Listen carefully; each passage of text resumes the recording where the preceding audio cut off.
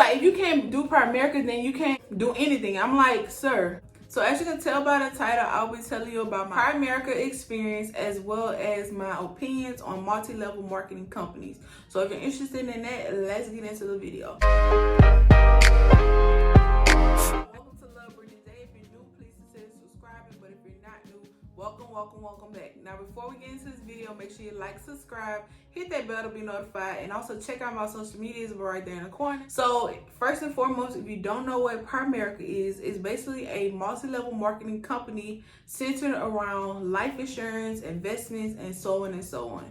And then also, if you don't know what a multi-level marketing company is, it's basically like a pyramid. So basically, you be recruited by someone or brought into the business by someone, then you recruit somebody, and so on until you basically are the top of the pyramid. Without further ado, let's get into it. Now, disclaimer, I'm not here to talk about anyone or the company in a bad way. This is simply my experience on what I experience as well as what made me not do the business anymore. So yeah, the way I was introduced by Primerica is by my friend. Ultimately, the way she came about it is that she wanted me to, she was like, are you interested in making some extra income? And of course, me being a college student, everybody wants to make extra income. So I was just like, okay, sure, I'm interested. And she was like, I'm gonna let my boss call you tomorrow or whatever and let you know about certain things. I was like, okay, cool. I look forward to talking to them because I'm all about making some extra income. So her boss, quote unquote boss, called me and said that they were having a like business meeting or something like that, and then my friend would love for me to, it would be great to have me as a +1 for my friends so I can get to know them, blah blah blah. I was like, okay, sure. And she was like, dress business casual. So I dressed business casual because I love to dress up. You see how I dressed up today for y'all, but I love to dress up, so that wasn't a big deal to dress up nice for the meeting, quote unquote meeting that we're going to. So I was dressed up, I looked nice, went to the business. The building actually looked like a business office, so it looked legit as I walked in. They had people there talking, you know, laughing, getting to know people. And then my friend was there and she introduced me to a lot of people as well. And the people that I was talking to seemed very genuine and they seemed like they were nice people. So I didn't think anything of it, okay? So with that being said, it was like a casual hour, and then after that, they were told that we had to sit in some chairs so they can do a presentation. So they had this guy come out and he introduced the RVP of the company. So if you don't know what RVP is, basically like the regional vice president, and that's the person that makes over a certain amount of money throughout the year because he built his team up to a certain, you know, level. So that's the reason why he makes so much money. So, okay, I was just like, I was interested in the presentation. I wanted to know more. There was things in there. He was just talking about how he came from, you know, a rough background, but now he's making this much money. He's blah, blah, blah. He's doing all of this. So, okay, I'm thinking about it. I'm listening to his presentation, and this is where he came into the Primerica situation about how you can be a part of it. So basically, first and foremost, if you know that you have to have a license if you want to,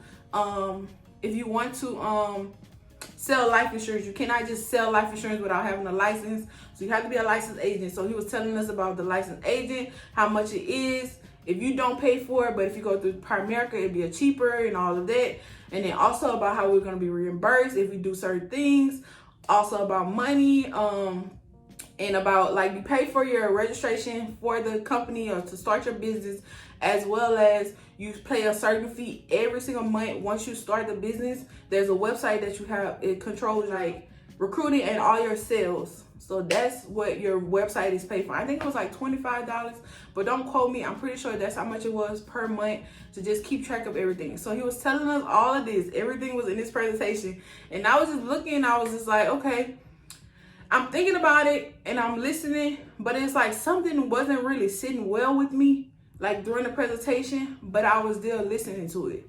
So after everything was over with, the lights came on and they were in my face. So my friend was there, the person that recruited her, as well as the other lady that recruited the recruiter of my friend, if that makes sense. So they were all in my face. They were just like, what do you think about the presentation? I was like, I do like it and I do want to make extra income, but I was like, I'm not sure about it. And they were just saying, okay, it's like they do training and stuff, so they're gonna teach you how to do stuff. So in that time, I was just like, okay, and I did have the money to be to start it. So I was just like, you know what, I'm going to start it, and ultimately I want to do it for my friend, because I think if I'm not mistaken, I think I was her first recruit, if I'm not mistaken. So I wanted to do it for my friend, because I'm always all about helping my friends out, no matter what the situation is.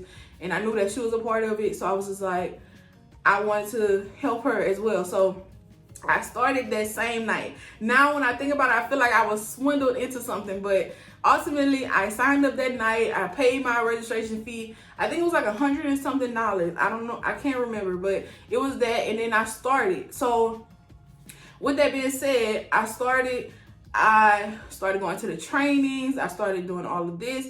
Now, the training itself is basically like the same presentation that I watched on that.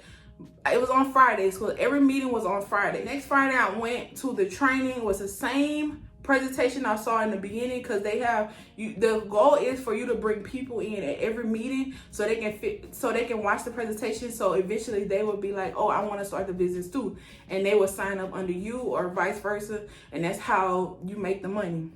Well, that's how you recruit people. So you bring people to the meetings, let them listen to the presentation. They don't give you the presentation, the people give the presentation, and after they watch it, like I watched it, and they be like, are you interested in doing it? And you sign up your recruit. So the same videos, same presentation, Friday after Friday after Friday, it's the same presentation. But like I said, when I went to the first presentation, there was a lot of people in there agreeing with what he said and stuff like that, assuming that the people that were there the first time I saw the presentation were actually people that were already in the business. So I'm like, I'm watching this presentation every single Friday, and it's like, I know it already, so I wouldn't react to it because I know it.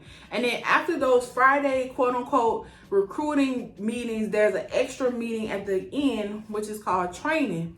And in a training session, is basically they tell you exactly how to go about recruiting people, how you're supposed to look, dress up nice, present yourself in a way that will make it seem like you are what you're trying to portray, if that makes sense. So you have to always dress up nice for all the meetings. For all the meetings, you had to dress nice. It's professional. Like, you had to dress nice. You cannot come up there with jeans or anything like that. You had to dress nice, okay? So you had to dress nice, and he will tell you how to go out and recruit people, the people that you recruit on your team, how to entice them and enhance them to keep going. Like, he'll show you how to text them and make sure that your call is under less than 30-45 minutes or whatever to talk to people.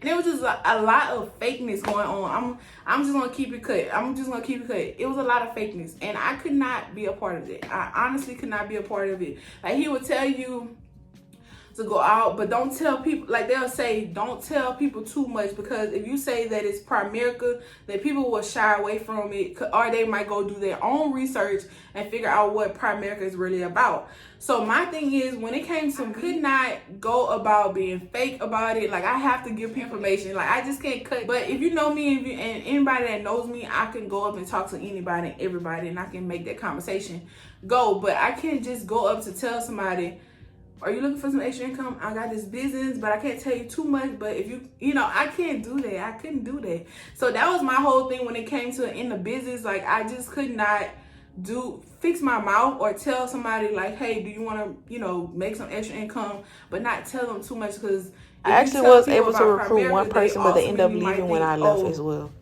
This is probably, kind of suspect. Okay, so that was my whole thing. That's the reason why I really wasn't into Primerica, but I was into Primerica when it came to studying for my license, because I did want to get my license when it came to, selling the insurance. So that part, I still was studying. I was also in school at the time, so I was making a priority to study for the exam, as well as, do my other school work as well. So that, in that case, I wasn't in Primerica on the recruiting side, but I was in Primerica on trying to get my license. So in that time, people were going back and forth to the license place, trying to get their license. They failing 5 and 6 times. And I said I wasn't doing that. And I also made it my priority so I could pass my exam. And I ended up passing on the first time. So I was a licensed insurance agent for Primerica and everything like that.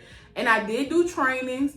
I did. And then the way you train is the people that you know. So you use your contact list. Everybody, you contact them, categorize them in certain areas in order for you to go out. And when it comes to training, you cannot tell them much. You just say, I'm in this new business. I would love to train with you. I have a trainer coming with me as well, so we all can do it together. You don't tell them too much information, because I feel like they feel like if you tell them too much information, then you won't be able to get your training or whatever and all that. And there were incentives about getting most training and all of that. You would get paid, you get refunded and certain like stuff like that. But I wasn't a part of that, because ultimately, like I said, I wasn't in the recruiting area, and I also was trying to pace myself when it came to studying for my exam. And I think in my 4th month, because that was like I was doing school, so in my 4th month in Primerica, I was studying. I also was going to trainings. I also was going Fridays, every Friday. I even missed a big event to go to a certain event and all that, and then it canceled because it was raining, of course. But still, like, I was making Primerica my priority, to be honest, and I really was. So that didn't happen like it wanted to happen, but I still was able to get my license. So I did do that. So yeah, that was my experience in the company. Like I said, I did have certain things that he would say, like the RVP of the company, certain things that he would say would rub me the wrong way, but people in the building were really like, you know, yesing him and laughing, and I could not do that, because certain stuff, people were really okay with certain stuff that he was saying. But I try to put my best foot forward, because everything that I do put my best foot forward, and I try to be committed to it. So that was it. Like, when it came to that, like meetings and everything else, it was just basically like you heard it already, or you know about it already, but people will make it seem like they don't really know about it. They would agree to him. You have to write everything down he said. It was just like a lot. And I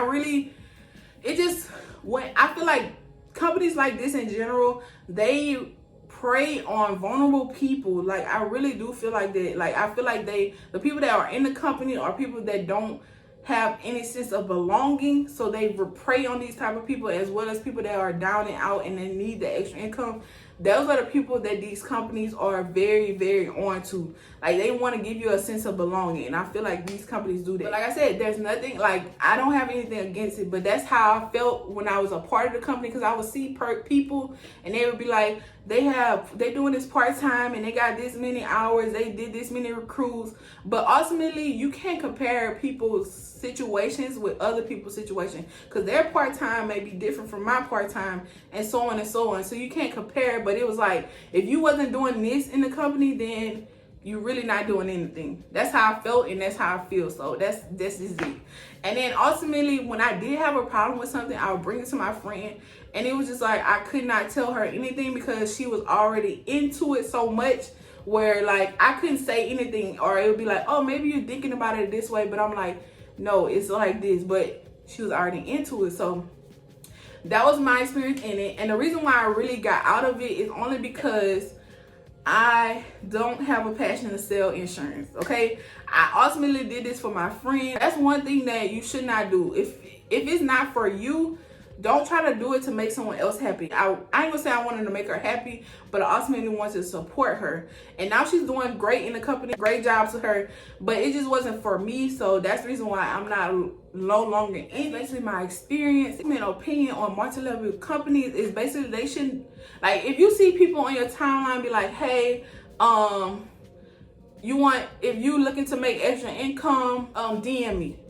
But I feel like they should go out and say what they're talking about. I know a few people that do. They'll post what they sell and stuff like that, but they won't go into detail and tell you that you're going to be recruited on my team, and then I'm going to recruit, and you're going to go out and recruit somebody, and then you're going to go out and recruit somebody, and blah, blah, blah. And the way you make money is by recruiting the most people, because ultimately that's how you make residual income.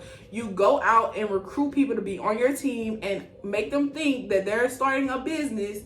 So that's how they make the most money, is by recruiting other people. Like, you can make money from doing the sales, but ultimately the more people that you recruit, the more sales you get and commission you get from the people that you recruit. But they don't say that. So that's my whole thing. I would like them to be more out there and let people know exactly what they're getting into before they sign up for it. And also, one of my pet peeves is that they always knocking a 9 to 5, because ultimately people out here trying to get money. You don't know what a 9 to 5 is doing for the next person. So don't try to knock it, because they might be ultimately using that 9 to 5 to start that business that they've been starting. And then ultimately they be like, oh, you can do this in a certain amount of months. But some people that are big, that are in the multi-level marketing company, have been in for years. So they acting like they're not working, but they ultimately are working, because some people take that multi-level marketing business on the road with them. Like, it's basically like you working. You can be considered working for yourself. Yeah, you're working for yourself, but the next person that's on top of you are making more money than you. So it's just, I just feel like they put up false hope or something like that, but they make it seem like it's so good that you're starting your business. But you can ultimately take those years and that time that you've been taking and that money that you've been putting in and make your own business on the side. So that's my whole thing. But that's my opinion. I'm sorry this video got too long, but that's my opinion. That's the reason why I'm not doing it anymore. But I'm not knocking anyone that is a part of a multi-level marketing company. Everybody out here trying to get this money, okay? So just do you, okay? That's the whole thing. Do you, and let everyone else do them. Okay? And then one thing he said was, if you can't do Primerica and you can't do anything. I'm like, sir, there's multiple people out here in this world that hasn't done Primerica but are billionaires and millionaires. So it's just like, it's whatever. Like, everybody's entitled to their own opinion. Like I said, this is my opinion. Everybody's entitled to their own. But ultimately, everybody's out here trying to get some money. So don't knock anyone's hustle. That's all I'm saying. That's all I'm saying, okay? Ultimately, if you have any questions, feel free to comment down below and let me know what you think about this, because our experience, if you ever been a part of Primerica, we can talk about this, okay? Comment down below and let me know, okay? I won't knock anyone's opinions, but come respectfully, and that's it. If you like this video, don't forget to like, subscribe, hit that bell to be notified. Hit the bell, because it's right there in the corner, and it helps me out a lot, because I'm on the road to 1,000 subscribers. Thanks for watching, and always remember to love yourself and be yourself, and I will see you on the next video.